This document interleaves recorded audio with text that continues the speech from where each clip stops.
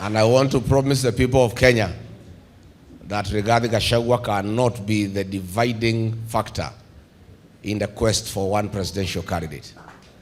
Mimi nina matumaini na ninaomba wateue mimi. Naona nimetosha.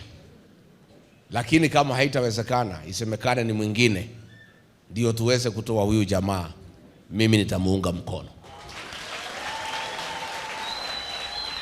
So we want to clarify to the people of Kenya that our objective, our plan, our quest to have one single presidential candidate still stands.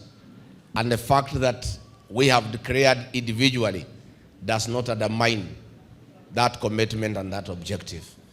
So musijali, tutaketi chini, tukubaliane hapo mbele. Lakini saa hii kila mtu atafute umaarufu wake, si ndio?